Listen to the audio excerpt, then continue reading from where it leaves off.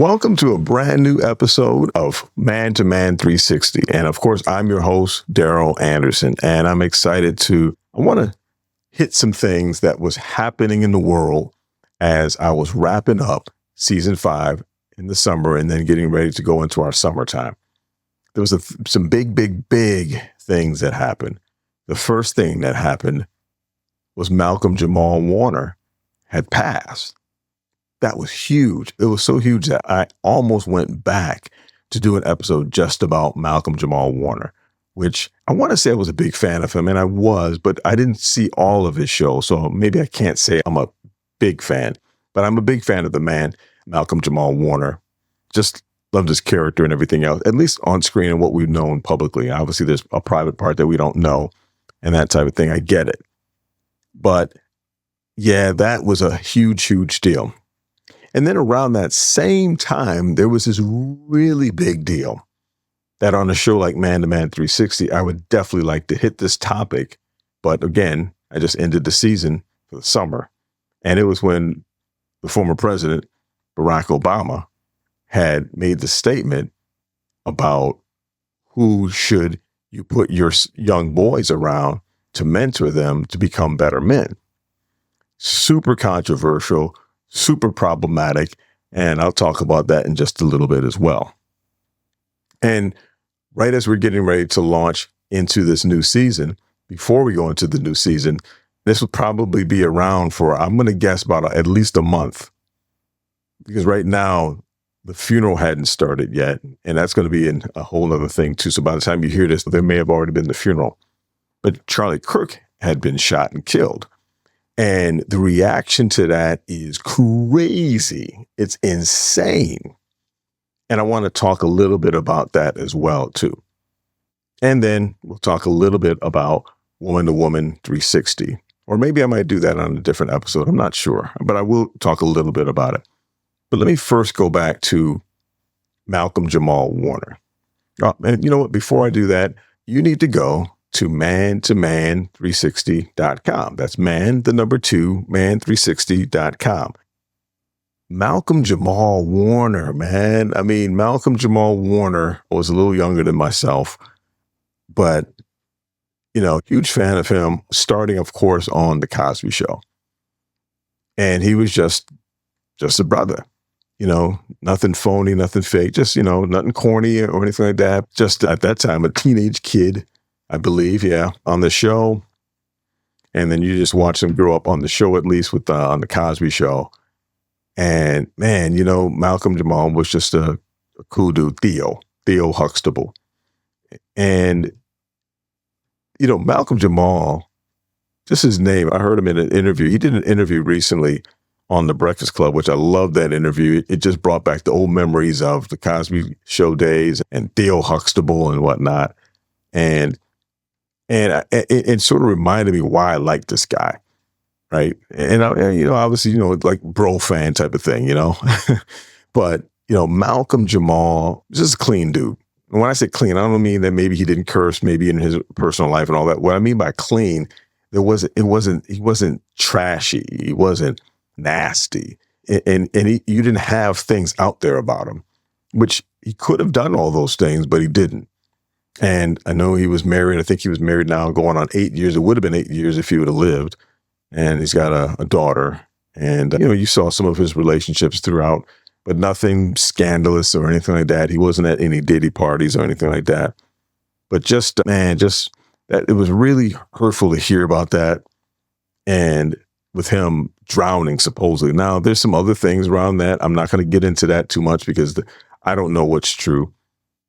First they said that he drowned. Now they're saying there's a conspiracy that maybe he didn't really drown, that maybe he was killed before he went into the water. And it was a conspiracy to hide some things because he was going to write a tell-all book and all this stuff, which I don't know. I would believe it because I know that there was some things that he did talk about exposing as far as he talked openly about in some of his other dealings and podcasts and things like that. I don't know. So maybe he was killed. Who knows? Because they said he was a strong swimmer and nobody else got pulled into that same riptide. And you can survive a riptide. So I'm not sure why he would drown and everyone else live in a riptide. But needless to say, he's gone now. And I think that was really, he was doing, I just caught on to his new podcast. It was basically very new, only a few episodes in, and just some positive stuff. He was a musician and really cool stuff. I'd seen some different shows and whatnot that he had been working on before this time. So it's not like I just started watching them after he passed. I had caught on to them before. I never watched Malcom. I think that was what it was called. I never watched that, but who knows? Maybe I might go back and watch it. I know I can watch it on Pluto TV. But Malcolm Jamal Warner really represented, he was a black man who was a man, didn't do the woke stuff, the sort of gay stuff, and the put on the dress kind of stuff, and all that other funny, weird stuff. He didn't do that. At least we didn't see any of that. And it looks like he promoted that. Anytime he presented himself very classy. He's typically in a suit or just very, very, very classy. And it was just great just seeing Malcolm Jamal Warner. It brought you back to good memories. And it was sad to hear that he had passed away because there was so much more, he was looking forward to seeing with his life. And as I thought about that, this is what I thought about as far as myself. This is what I thought about as far as you guys and everyone listening, that Malcolm Jamal Warner was one of those guys who had all this, he had a great past that you knew about, but he had some potential stuff he was working on. And it reminds you that you too could be working on some things, could be planning on some things, but if it don't get done, it gets buried with you. So what you want to do is make sure, and this is where, when I'm talking about those future plans that we're working on right now, all of this is in my head now, where if you don't get these things out, they go in the grave with you. And the world will never be able to benefit by what you had to share. Maybe it's just to entertain. Maybe it's just to make people laugh. Maybe it's a ministry that would have helped people, healed people, saved people, deliver people, feed people, or disciple people. See, all of these are gifts and the calls and the talents that God has given you, the inklings and the urges that God is putting in our hearts to do some things. And you never know when that's the end. Through just death, through sickness, through accident, through the rapture, or through just God calling us home. You want to be ready to get everything out. I want to be ready to get everything out. As a matter of fact, I think I shared with you guys before, that's how this whole podcast came about in the first place. This podcast came about in the first place back in 2020 when I went to 3 funerals in 1 week. It was a great aunt who was like 105, my old scoutmaster, which I didn't make that funeral because somehow I didn't hear about it until the last minute. But he was like 98, 99, something like that. And then the one that I did attend, this young lady was like 30 something. And she had kids. And she died at like 30 something years. I don't even think she made 40. And if she did, she just made 40. And when I was sitting in that particular funeral, I remember saying to myself, because I was thinking about man to man 360 for years, about doing it, maybe not doing it, and just really pushing it back and forth. And then I realized time is going to come and people are going to die. People are going to go on. And the thing that you have on the inside, it'll die with you if you don't get it out now. I don't care if it's successful. I don't care if it's not successful. Just get it out. Get it out. And so that it was from that night, I decided, okay, I made some phone calls. And within about a week, I had the first Zoom call meeting to put together some guys. It was like maybe 5 or 6 guys I had reached out to. And the rest is history as far as those guys. It came down to just the 3 guys, the guys that was on the show early in the first few seasons. And that's how we started the show, based on time and death and the fact that death can come at any point.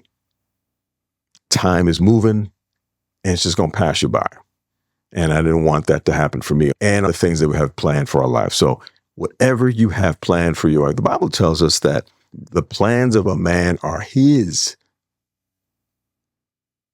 but it's the Lord that orders the steps. And so you want to put the plans together. Yeah, well, I need the Lord to put together the plans. No, he's not going to do that. You put together the plans. You put down the vision and the ideas, and you see what the Lord does with that. But you got to start that. You got to launch it. You got to do it. You got to do something. And I'm kicking myself because there's a lot of things that I should have done in recent times, but I'm not going to make myself too long because we're just going to go ahead and do these things. There are things that I'm equipped. There's things that I'm gifted in, and there's things that I'm called in.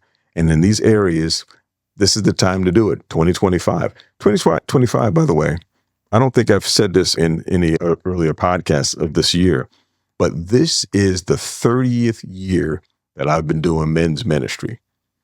It was 30 years ago when I launched out into that. I got my mentor, I had the coaching, got the training, and I knew that this was the call that placed in my life, began to back it up. I said, well, if this is truly the call, I need a mentor. And then miraculously, this person came into my life. And that was a powerful thing, and we've had great success ever since.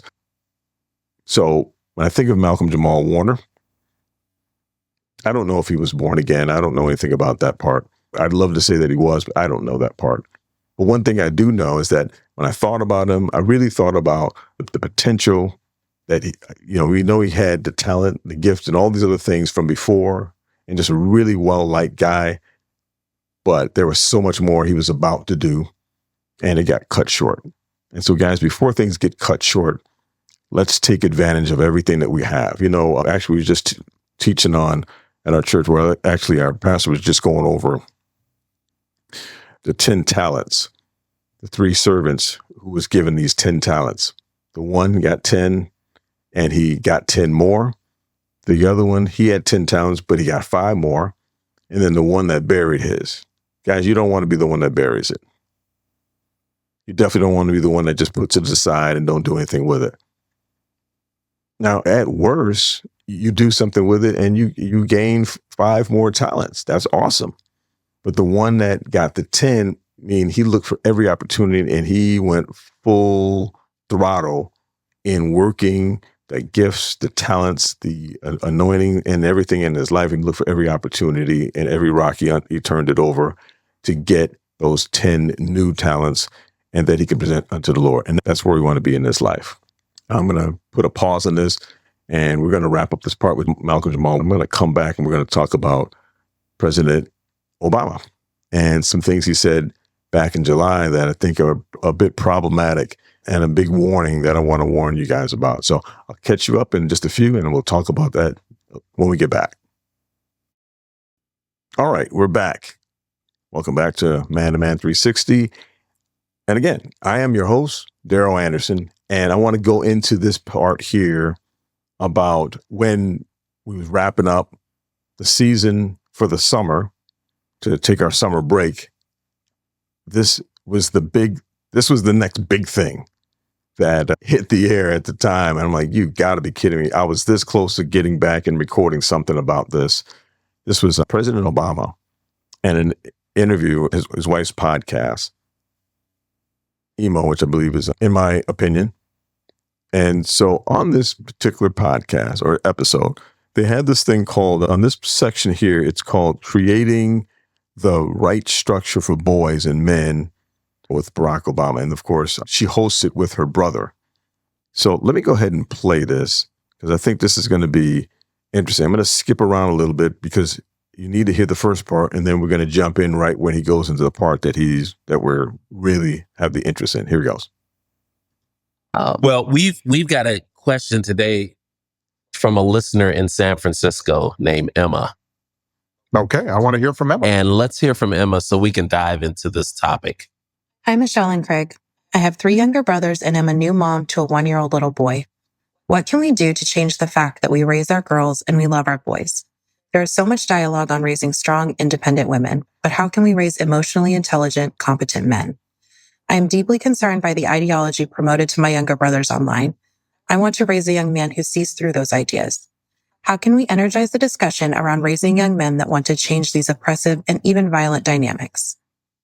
Now, before we dig in, you two have raised two wonderful daughters and have taught them numerous lessons.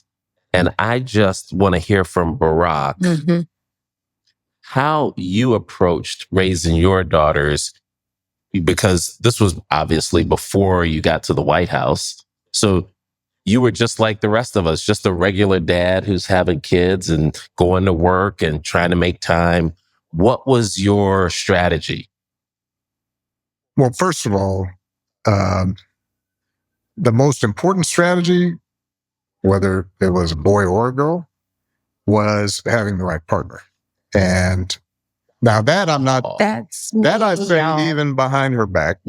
Every one of my young male staff members, when they talk to me about dating and relationships and what to look for, I say, look, the starting point is this person is going to raise your children alongside you. And so I'll be honest with you. Michelle being Malia and Sasha's mom, that made all the difference. And then I do think, for whatever reason, we had similar strategies in the sense that I think we both believe that you give unconditional love to kids, but you also give them structure. That you're always there for them and keeping them safe, but you're also saying as early as 2 or 3, no, you can't do that. No, you can't have that. Okay, I'm gonna pause right there because I think everything at this point, what he's saying is really good. First of all, it has everything to do with, he used partner. I don't like partner. I don't like partner. But it has to do with the spouse. That's super key. It has to do with the spouse, and then, of course, in the case of a husband, it has to do with your wife. And what he said there is on point, 100%. You marry the wrong person, or someone who's not really they're not that motherly material, you're gonna have more problems, and both in the relationship, but more so when it comes to the kids. So I'm 100% with him, and the structure and everything else. But with that said, he didn't include his part in there. I mean, he's talked about what they do, and that's good because the structure part is super important, especially coming from a man as the father. But I want to jump right to the part that was a bit controversial, and let's jump right into that piece. A lot of these things that apply to boys and girls. I do think that there are some particular issues with boys that as a society we're not addressing. I do think as a society we have to create more structures for boys and men to have guidance, rituals, frameworks, encouragement, to be able to meet a wide range of role models so that whatever their inclinations, they can see a path to. Okay, I'm going to stop there because I also want to address something that the caller was referring to in that question, and that they're trying to answer right now, which I reject what this mother was going to. Now, I don't know if the mother in the caller, who's the caller, is married and has a husband or not. I don't know that. But she made references to violent natures and whatnot. And let me just cut to the chase and interpret what she was saying. She wanted to train out the toxic masculinity out of her boys to make sure that they were not toxic and didn't have toxic masculinity. And we've talked about this 1,000 times on this podcast. We had a whole episode that talked about toxic masculinity. And the truth of the matter is, there really is no such thing as toxic masculinity when you look at it from the creation of the people who created that phrase and that word. Toxic masculinity is only the fact that masculinity in and of itself, in its fullest form, is toxic. It's not talking about toxic men. It's not talking about violent men. It's not talking about that. It's talking about men or masculinity being toxic. At the end of the day, I don't care what people are saying. When you hear toxic masculinity, that is really what they're talking about. And so instead of correcting that, Mr. President, what he should have did was said, okay, let's go into that by saying structure of a father. The father is the trainer. The father is the priest. He's the one that guides and leads through his training of a man, his discipleship. And he didn't go there because he is the father. Now he has girls, but that still shouldn't really change his answer.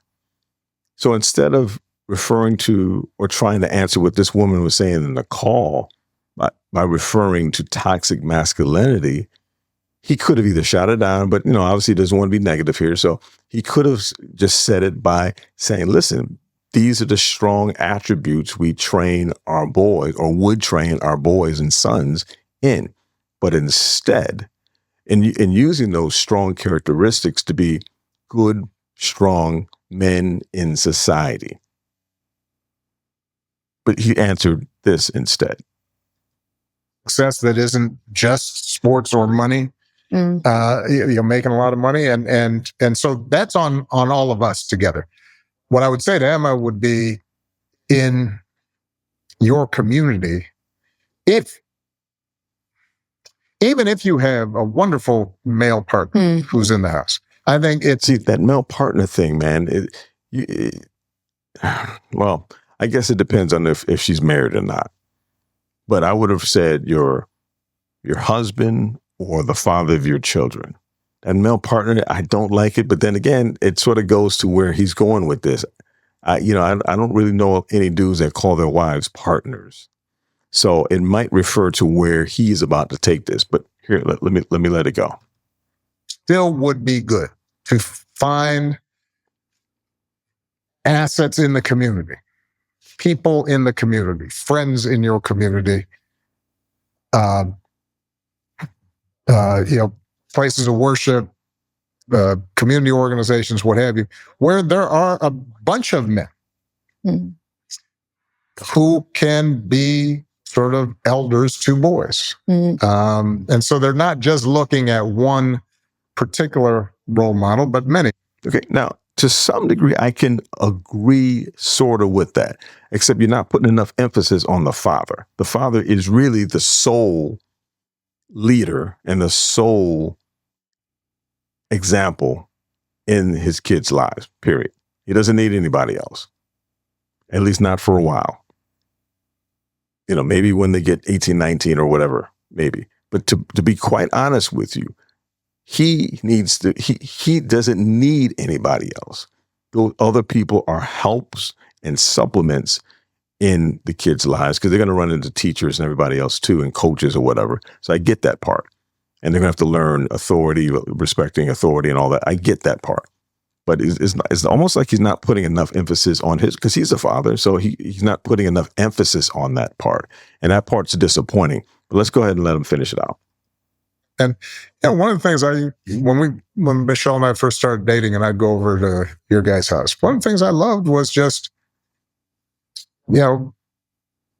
seeing all your uncles and your cousins. And there were a bunch of different kinds of men. There were men that were kind of soft-spoken, and then there were men that were loud, and there were men who were engineers, and then there were men who were police officers, or they drove a cab. Yes, right. And that's one of the things that I think a lot of times boys need is not just exposure to one guy. One dad. No matter how good the dad is. He can't be everything. He can't be everything. And then that boy may need somebody to give the boy some perspective on the dad. Yeah. Right? Yeah. Okay, I guess I clicked on the wrong episode there because I thought that click was going to go ahead and say what was being said. So I'm going to have to play another part there. because that's not the part that was controversial. Now, I will say this much, though. The other part is that he never said that you needed more than one mother, or that you needed more examples of not just a mother. Like, a father is never good enough, but apparently the mother is. Am I reading too much into that? Because that's sort of what he never said, that though there was the mom, his daughters needed other examples of aunts and other people in the community, and et cetera, et cetera. But it's from a father's standpoint that he wasn't good enough and that he needed other men. But it's almost like saying the father is not enough, but the mother is. And I have a problem with that. Sadly, many mothers are parenting alone, which is a huge problem. I think Scott Galloway, there are other researchers out there who say that one of the challenges that boys face is that there just aren't enough men in their lives. You know, the men have disappeared, whether through divorce or fatherhood. There are small numbers of male teachers in high schools. Boys are growing up in an education system where they're mostly surrounded by women. Right. Barack, you've talked about the fact that the entire education system isn't even designed to recognize boys and what they need. So, what do we say to Emma? Because again, we don't know whether she's parenting alone or whether she has a husband. But I do think that mothers struggle to figure out what do their sons need. And so they wind up operating out of their own fears and their own instincts, which is to love unconditionally. I think mom was like this. She raised me to be tough because I think she knew what it was like to be a woman. In her mind, she knew what she was preparing me for. The insults, the limitations, the whatever you sexism, the biases. So she knew you have to have a mouth. You have to be able to speak up for yourself. With you, she wanted you to be nice so that you wouldn't get in trouble or you wouldn't get arrested. But was that who you were? So what do we say to the Emmas of the world? How do we sort of start thinking as a society about helping mothers? Because they're doing it alone and we're being told that we don't have what it takes to give boys all of what they need. Well, look, I think you started hinting at it. As somebody who was raised by a single mom, and not perfectly, but that unconditional love as a start is the right one. Mm-hmm. I do think, though, thinking about raising boys in the same way you're thinking about raising daughters, which is how do you make them good, responsible people who know how to function and know how to understand themselves? Well, that's one of the things that I think a lot of times boys need is not just exposure to one guy, one dad. No matter how good the dad is, he can't be everything. He can't be everything.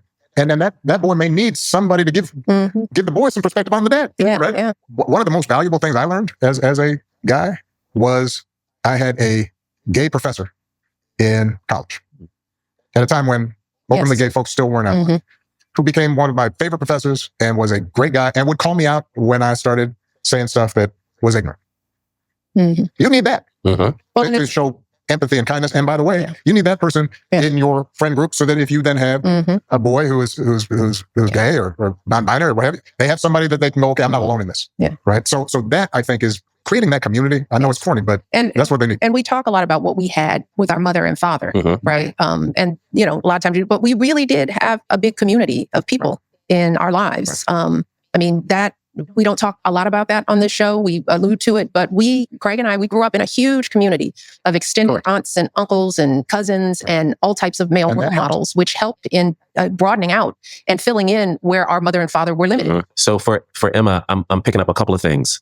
Community, big, not just a single mom or mom and dad, but a broad community. And I can appreciate you using our family as an example, but uncles, but not necessarily blood uncles, but men who can who can give a kid or kids some contextualization of who their parents are. Right. And what it means. Can model. Yeah. There are a lot of ways to be a responsible, respected, strong man. And you don't have to be rich and you don't have to be a professional athlete.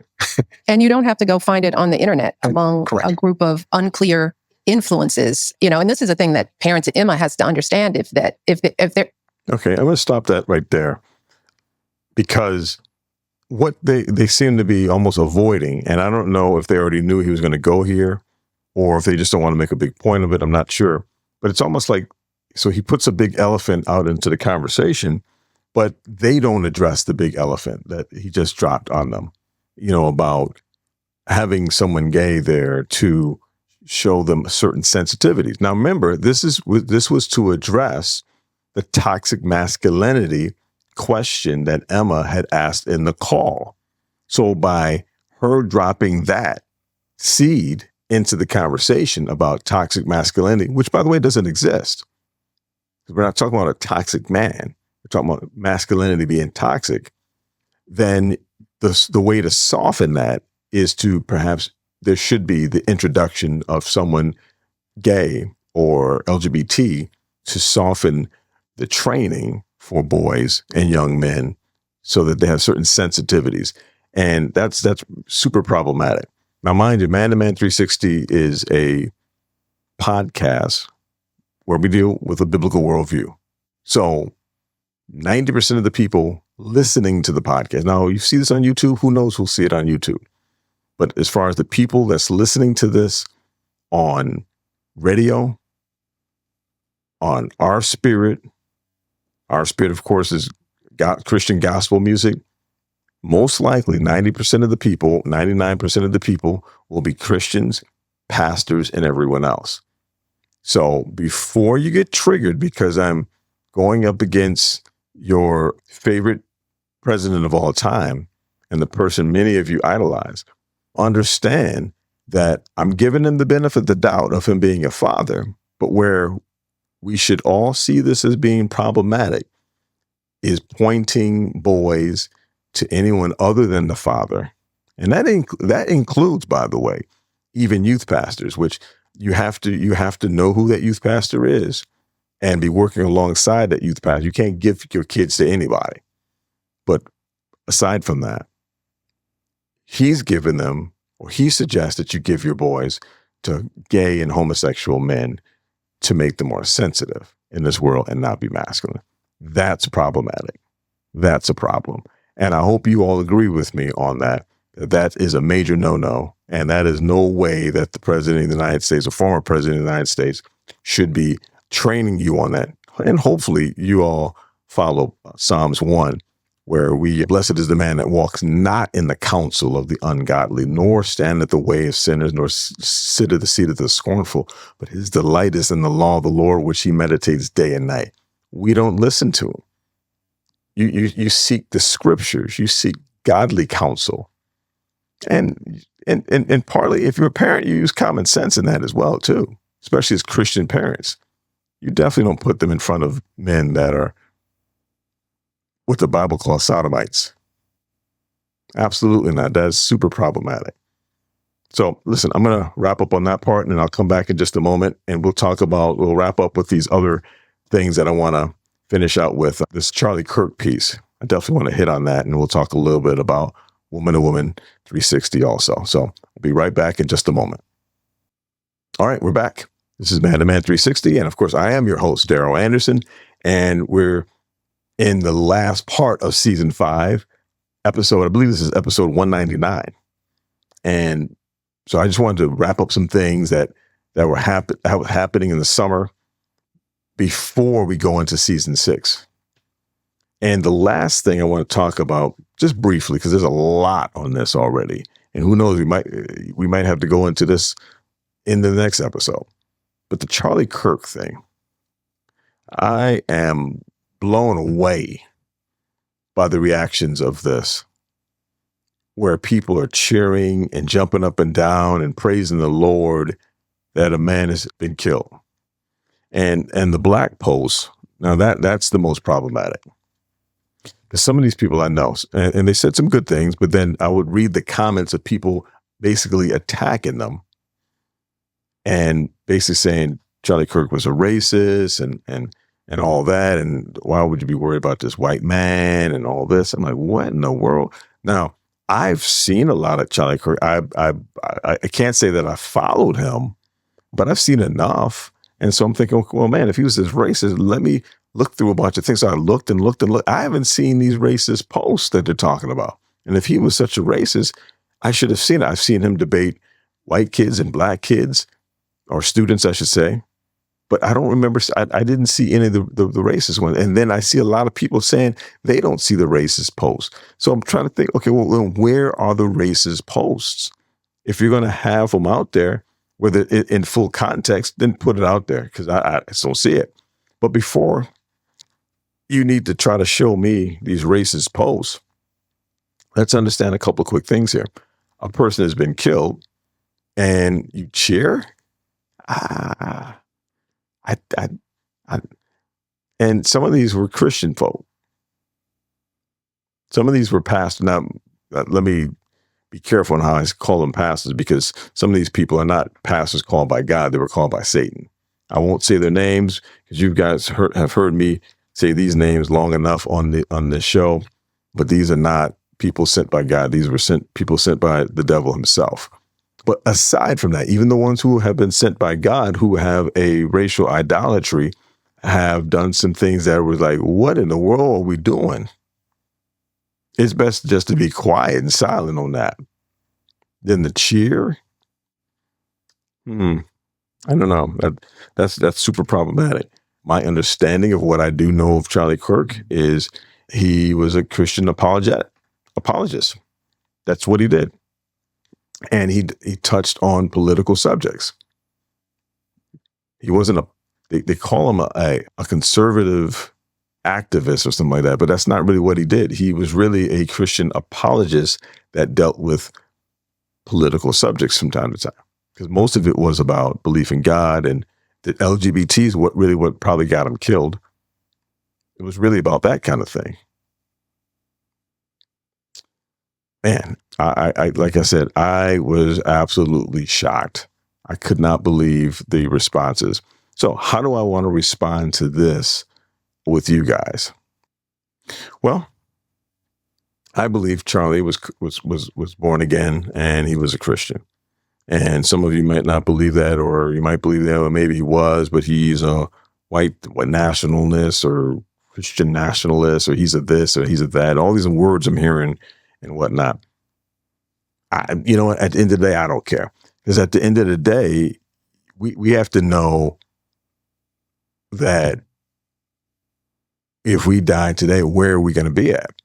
And so Charlie has to be concerned with that, and we have to be concerned with that. But the thing that I think I've learned more about him, since obviously his passing, was at 18, he dropped out of school. He followed his mentor, who told him to do X, Y, Z. Actually, his mentor was the one who told him to drop out of school. And he started this ministry or non-for-profit or whatever that did apologetics on college campuses. And that's something really that even with the man cave, we've only done one, where we went on a college campus, and it was very exciting to basically be able to not evangelize, because we're more on the discipleship end of it, but young men need that on a college campus as well. Because once they leave home, where's their guidance? And I remember seeing these guys on a college campus when I was in college back in, I think it was in Brockport, SUNY Brockport.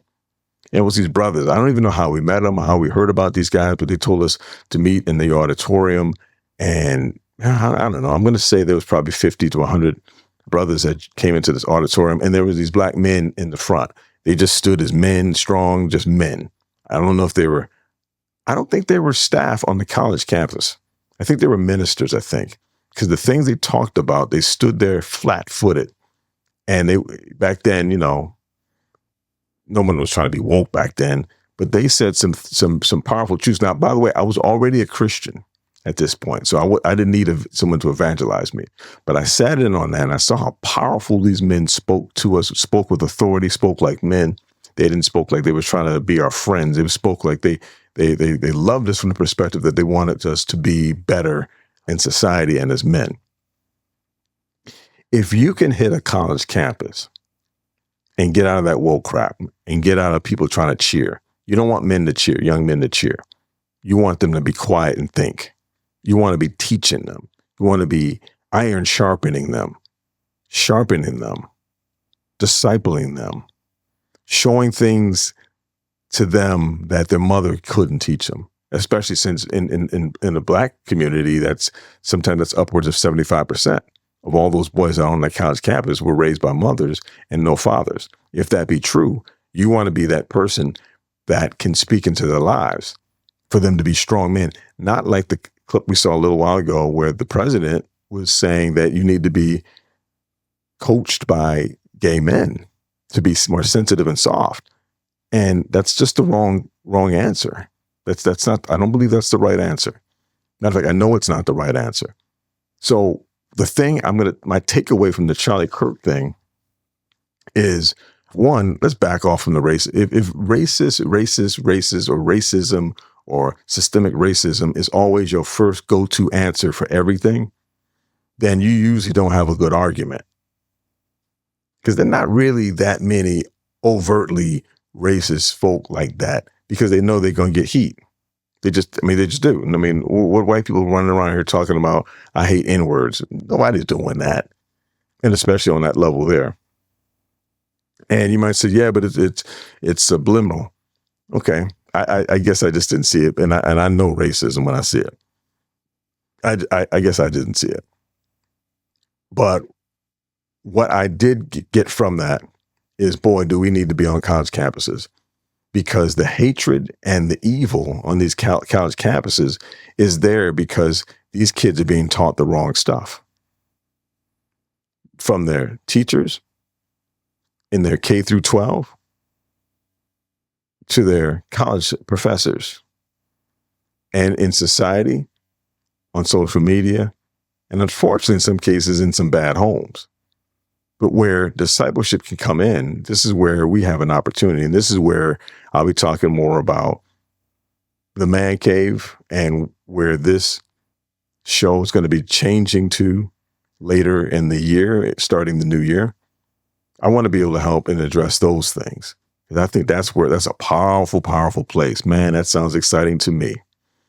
And I'd love to be able to be a part of that.